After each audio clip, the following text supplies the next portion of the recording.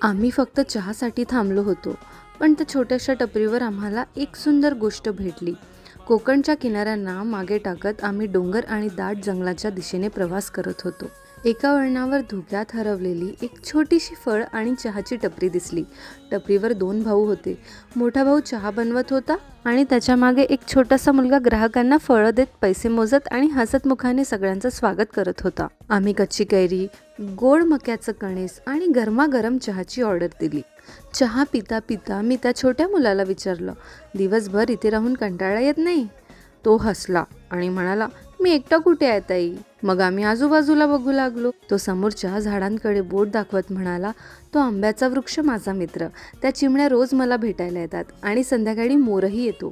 क्षणभर जंगलातील वारा, पक्ष्यांचा आवाज आणि उकळता चहाचा सुगंध सगळंच जादुई वाटू लागलं. निघताना आम्ही रॅम्बुटानची एक पिशवी घेतली, पण खरं तर सोबत घेऊन आलो ती त्याच्या छोट्या मुलाची शिकवण. ज्याच्याकडे निसर्गाची मैत्री असते तो कधीच एकटा नसतो. गोड मक्याचं कणीस खात आम्ही पुन्हा प्रवासाला निघालो. हातातली रामबुटानची पिशवी आणि त्या छोट्या मुलाचं हसू दोन्ही आमच्या प्रवासाच्या सुंदर आठवणी बनून राहिल्या. अननसांची सुंदर रचलेली रांग आणि आजूबाजूचे हिरवेगार डोंगर बघत मन आनंदी आणि प्रसन्न झालं. आणि आता इथपर्यंत आलाच आहात तर सबस्क्राईब करूनच जा. अजून अशाच सुंदर गोष्टी तुमची वाट बघत आहेत. Bye bye.